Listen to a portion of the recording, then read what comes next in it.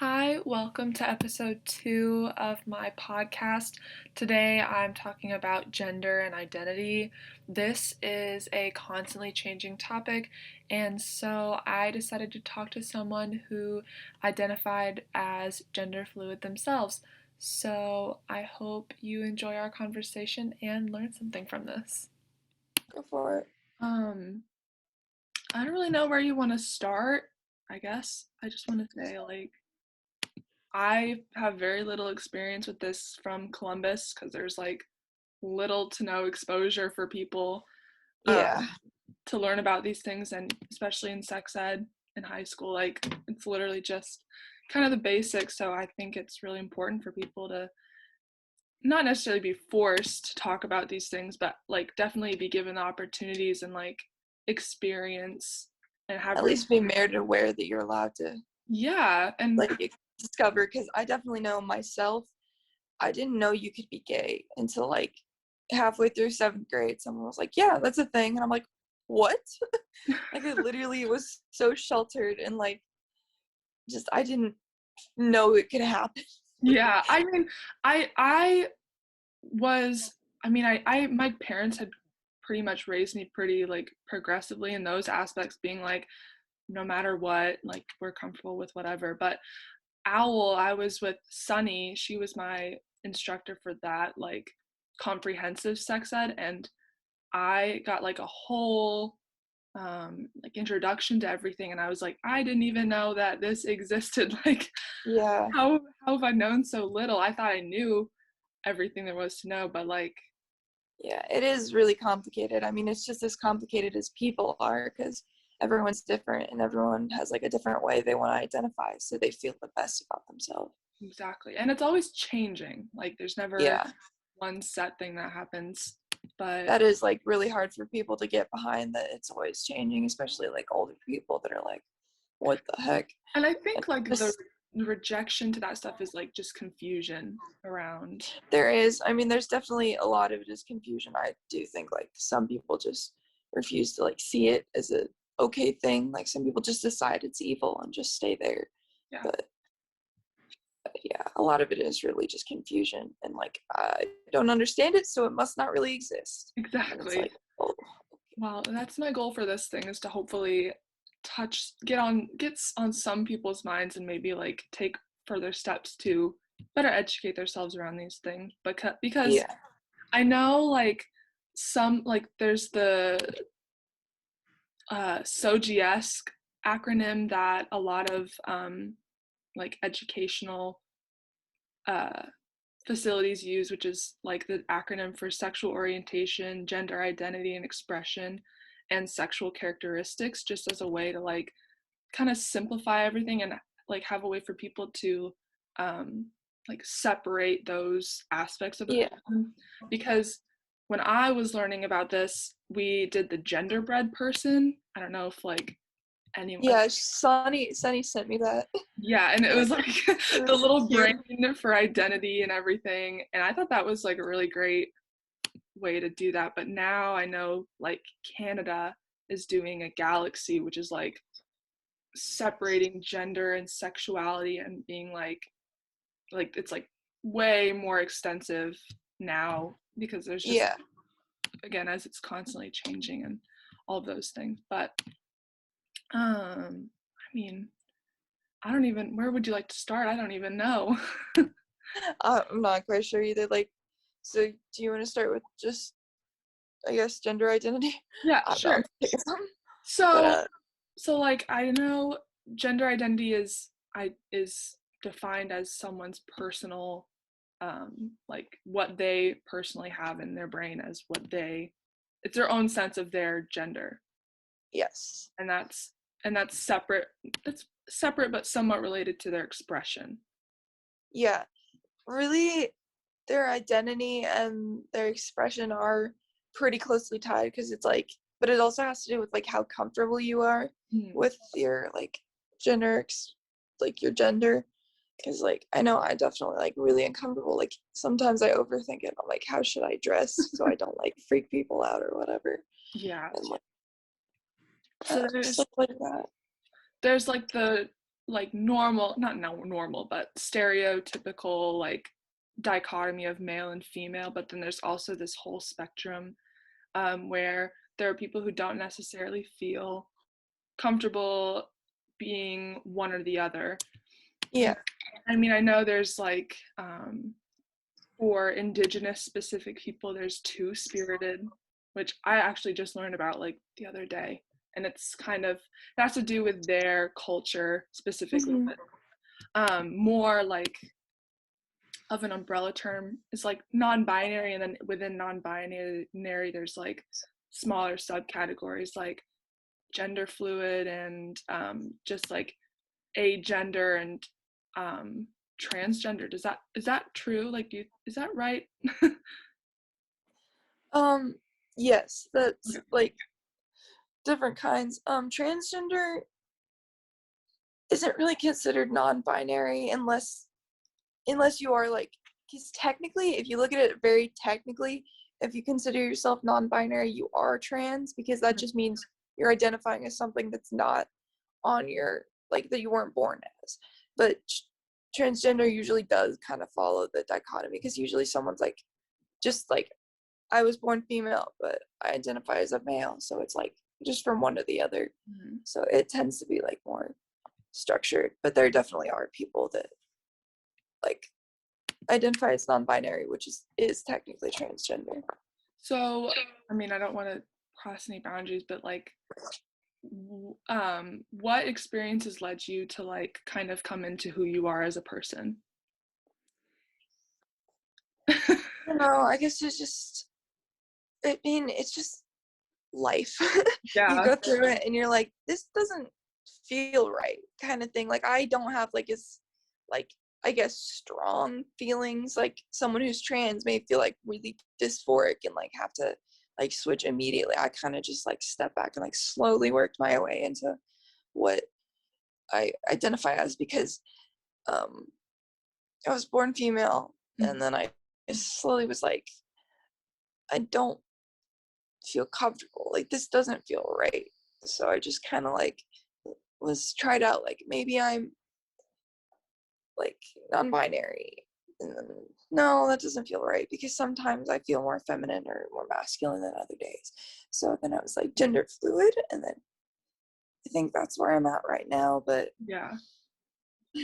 it still can like change, like maybe I am just all non-binary, but I just kind of, because it's also really confusing to me, because I just kind of let it go, like anyone calls me she, and I just like don't worry too much Yeah. about it. So like, it's just like, am I don't know. But So yeah, it I just mean, really is like your headspace, you got to think about it, and sometimes it's better to not think about it, and that's totally okay.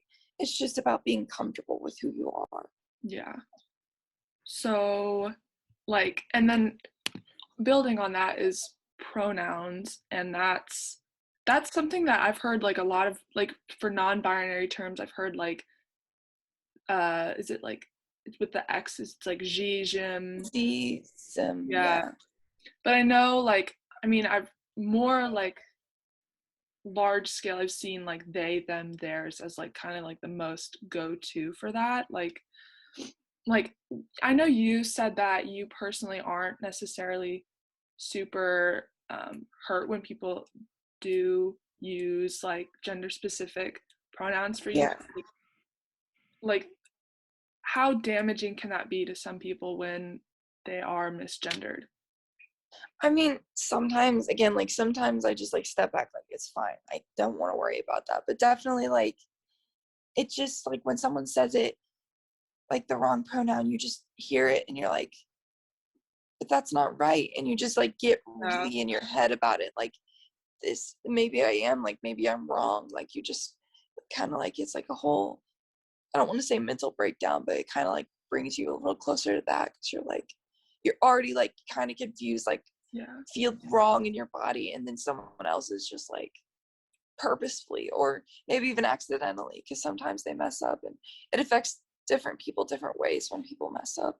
But it can just like be really bad for the process, because you Yeah. really don't like, you're already kind of like unstable in where you are, and so like someone else like going against it will just like push you a little more, Yeah. and you're like, oh.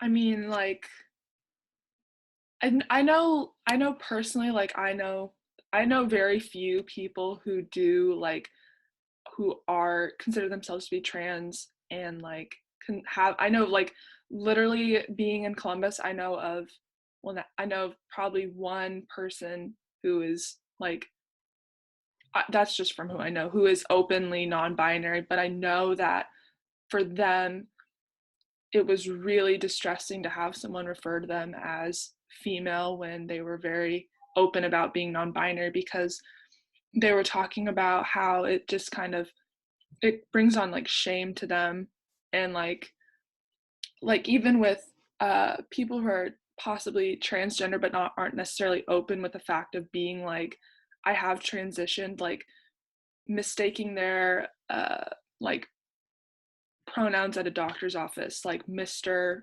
when it's clearly like a transgender woman, like that Yeah, would be public shame and even harassment. there definitely is, like, also, like, I mean, obviously it's hard to tell if they do it on purpose or on Yeah. accident sometimes, like, especially like when they're obviously like they identify as female, then it's like, then it's kind of like, did you mess that up or did you? Yeah. But it really does feel like disrespectful, like they, like, because in your brain you're like, they know what I want and they're not doing it anyway, and then like, then that is really goes to more of like a shaming, and like they just, they don't care, and they, like, it just feels like you're being put down because like you don't matter, like what you identify doesn't matter, it's you're what I say you are kind of thing is what it can feel Yeah. like, definitely. So like for people who aren't who are, this is like a completely new topic to them, or like this is a new kind of like learning curve for them, what are some ways that you think would be better in like having them practice more gender neutral pronouns when addressing people? I'm not sure because everyone learns like different ways.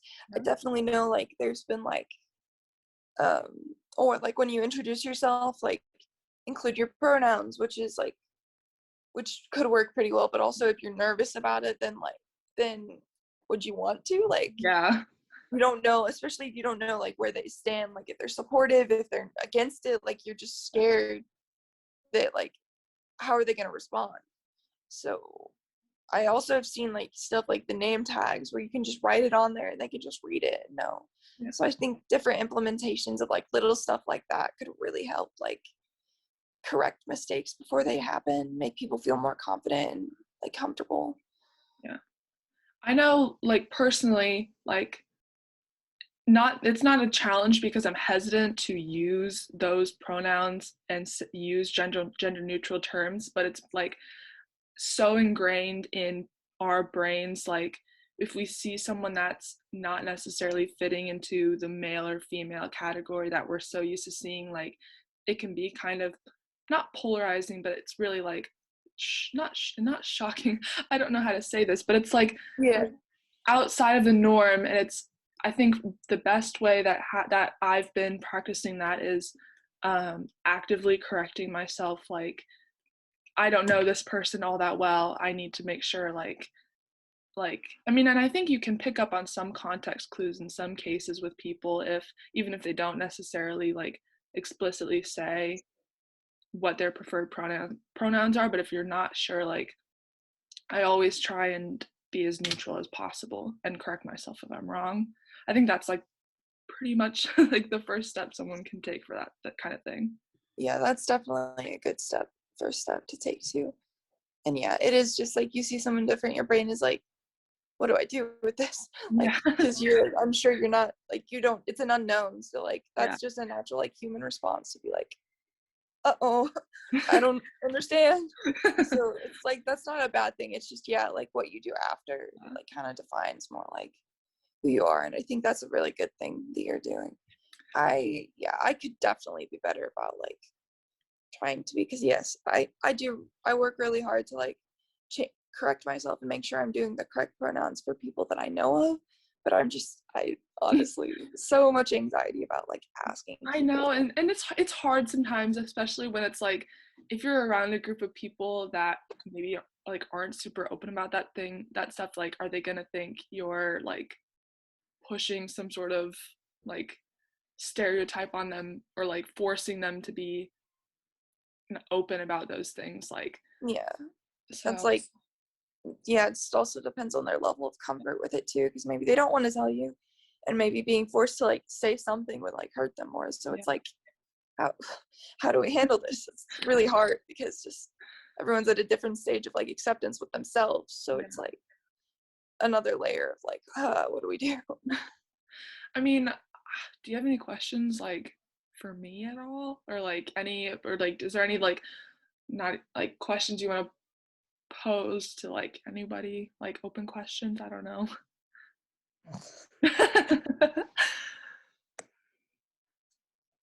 I Like, don't really. I'm bad at like no, coming up it's with. okay. No, I do you well, I guess I should have asked first, like to be Okay. like super respectful, but about like pronouns and like, do we want to talk about like each other's like what we identify as like sexuality and Yeah, sure. So I my preferred pronouns are she, her, hers, and like I've never like it's hard to talk about this from my perspective because I've never had like a moment of being like, oh my gosh, like, am I comfortable with who I am necessarily? I mean, I think everyone does go through that at some point in their lives. Like, I remember my parents telling me they're like, oh, you used to like, this is such a stupid story, but they were like, you, when you were younger, like, you would tell us that like out of admiration for your cousin, my older cousin is you would walk around saying that you were him and you would like wear boys clothes and all these things, and they're like, we were like kind of confused, but we just kind of let you do what you wanted to do because that like you're your own person. And like, I mean, I think that's the most like explorative I've been in that kind of uh like in those terms, but I've never been like, am I comfortable with being known and out as female necessarily. But I'm interested to hear your story because I literally know nobody like that identifies as gender fluid, which I think is really cool. I I don't know, because like things like that you grow up with and you don't realize they mean anything until you look Yeah. back and you're like, oh, because I definitely remember being really like, I like some girly girl stuff, but I also am a tomboy. Like I was really Yeah. like, I'm not gonna pick one. I'm both. And I remember like saying that because my mom would always be like, I'm a tomboy, but it's okay to do some stuff that's girly girly, because she wanted to like let us do whatever, I Yeah. guess. But I definitely remember being like, I want both. And then I like, it's just, and then I realized, oh, I'm not comfortable being on one side of the spectrum. This is too much. And then I just kind of slowly was like, maybe I'll be in the middle, and then other days I'm like, no, I don't know. So So it's like it's back and forth. It's kind of yeah, it's really just like, this isn't really true for everyone, but it's definitely true for me. Is gender fluid for me is just because I'm indecisive as heck. Like I'd be like, some days I'm like, we need this today. that's like, I think that's great. I think like people should be able to do what they want in those, like whatever that makes them feel comfortable, like completely devoid of society and making fitting in. Like I Yeah, never like, oh, I want to be different, like, but I think yeah, like the sake of like defining yourself for the just for the sake of comforting others and making yourself more palatable for people outside of you is so like ridiculous, like, yeah, but at the same time, like if that's something that's important to you and being like part, like having a sense of community almost, or like belonging, like that's that's your personal choice for that kind of thing. So yeah. I mean, this is, I went through this like way faster than I thought. But I mean, I just wanted to talk about all these things because I feel like people in my town, I mean, you came from Columbus, right? Yeah. I feel like Yeah, I went to people, North though, so yeah, I'm at East, but I think there's just not enough exposure for people to have open conversations about this stuff. yeah, she mentioned my project, but my project was I put together like a presentation, like vocabulary based, so it was all vocab. And Really? then I made I didn't make them, but I took board games because my family has like a huge board game collection and card games. And then I put like the definitions on the cards and on the boards, and then I just like brought them with me, and I was planning to have 6 different presentations. I only got to 4 of them because of COVID. Yeah. And so I just went, I presented, and then I was like, go play games. And so it was like not like forcing it on them, but they like saw them every time they put a card or whatever. Cool. And so yeah, I that's what I did. I was wanting to do something with like like improving our sex at East because like Mm-hmm. I mean literally it's like nothing. It's like next to nothing in high school. I feel like I learned more in middle school than I did Yeah, coming into high really. school.